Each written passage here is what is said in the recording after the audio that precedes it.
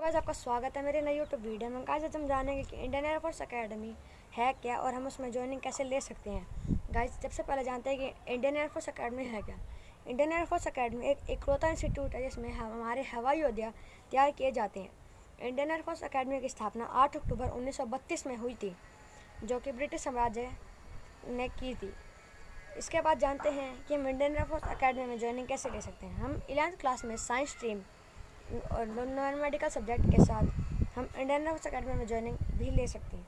इसके बाद हमें 11th और 12th क्लास में, जिसके लिए हमें 11th और 12th क्लास में पीसीएम सब्जेक्ट में हमें 50 से 55% स्कोर करना पड़ेगा। उसके बाद हमें 3 ईयर्स की ग्रेजुएशन करनी पड़ती है। हमें ग्रेजुएशन की डिग्री मिलने के बाद हम एफकेट, एनडीए या सीडीएस एग्ज़ाम और यूपीएससी के थ्रू भी हम इंडियन एयरफोर्स एकेडमी में ज्वाइनिंग ले सकते हैं।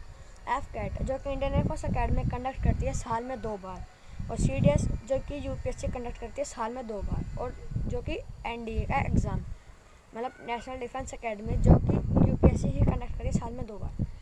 गाइस, हम इन तीनों का एग्ज़ाम दे के किसी एक का एग्ज़ाम दे के भी हम इंडियन एयरफोर्स एकेडमी में ज्वाइनिंग ले सकते हैं। जानते हैं इंडियन एयरफोर्स एकेडमी में जाने के बाद क्या होता है। सबसे पहले हमें 3 ब्रांचेस दी जाती है: ground duty, non technical branch, technical branch, ground duty और फ्लाइंग ब्रांच।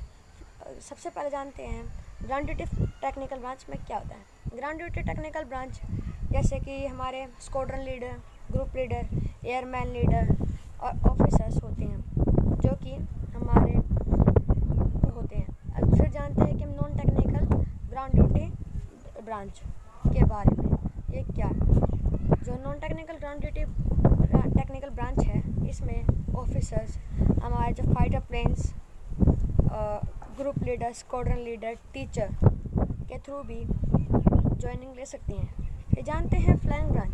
फ्लाइंग ब्रांच में fighter pilot, transport pilot, helicopter pilot होते हैं। इसमें हमारे फाइटर पायलट हमारे फाइटर्स प्लेन्स उड़ाते हैं, और ट्रांसपोर्ट पायलट में हमारे प्लेन्स उड़ाए जाते हैं, और हेलीकॉप्टर में हमें हेलीकॉप्टर उड़ाने के लिए दिया जाता है। चलो, इसके लिए हमें एयरमैन के भी पेपर देना पड़ता है। इसके बाद जानते हैं कि हम जो फाइटर पायलट्स की हैं उनकी सैलरी कितनी है। तो फाइटर पायलट हैं, उनकी सैलरी स्टार्टिंग में 35 से 50,000 रुपये होती है। जैसे जैसे हमारा प्रमोशन होता रहता है, वैसे वैसे हमारी सैलरी भी बढ़ती रहती है।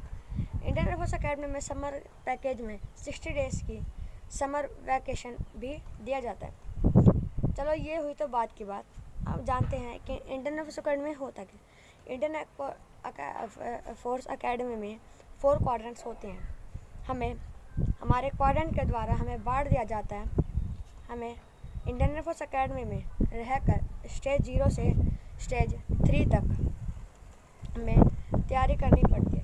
हमें एनडीए कैडेट्स, जैसे एफकेट है, एफकेट में हमें 3 स्टेज तक जाने के लिए हमें 0 स्टेज से स्टार्ट करना पड़ता है। वैसे ही एनडीए एग्ज़ाम देने के बाद हमें डायरेक्ट ही स्टेज 3 पे पहुंचा दिया जाता है। हमारी पोस्ट स्टेज 3 पे कर दी जाती है।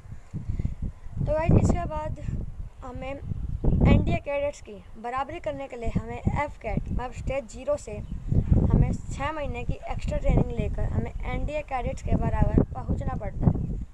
इसके बाद हमारे जंगल या डेजर्ट या स्काईफॉल की भी ट्रेनिंग दी जाती है। इसमें गाइस हमारे बैंड वाले होते हैं, जैसे मान लो band magicians Indian air force academy में, हमें इसमें ज्वाइनिंग लेने के लिए हमें कोई एक इंस्ट्रूमेंट बजाना आना चाहिए। हमारी एज 25 ईयर से लेस देन होनी चाहिए, और हमें अनमैरिड होना चाहिए। इसके बाद ही हम इंडियन एयरफोर्स एकेडमी में बैंड म्यूजिशियन में भी ज्वाइनिंग कर सकते हैं। जानते हैं कि हम एनडीए के थ्रू कैसे ज्वाइनिंग कर सकते हैं। हम एनडीए के थ्रू 10+2 के बाद ज्वाइनिंग कर सकते हैं। इसके बाद हम यूपीएससी का पेपर क्लियर करने के बाद हम एफकेट देने की उसमें हमें ज़रूरत नहीं होती। हम अपने इंडियन एयरफोर्स एकेडमी ज्वाइन कर सकते हैं। इसमें हमें ऑल ब्रांचेस दी जाएंगी में होता है शॉर्ट सर्विस कमीशन और एक permanent commission. Short service commission क्या होता है?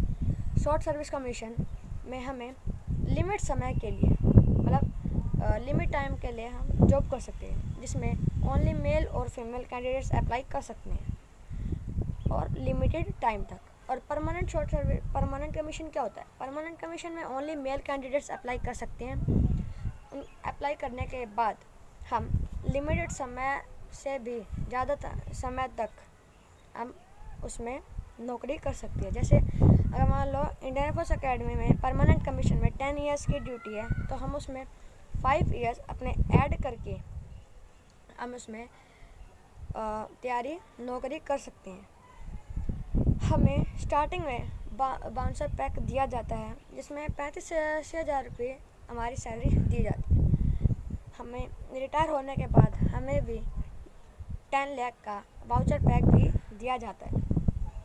ओके गाइज, और गाइज हमें ग्रेजुएशन डिग्री के बाद भी हमें एक तरीके और से भी हम ज्वाइनिंग कर सकते हैं इंडियन एयरफोर्स अकेडमी।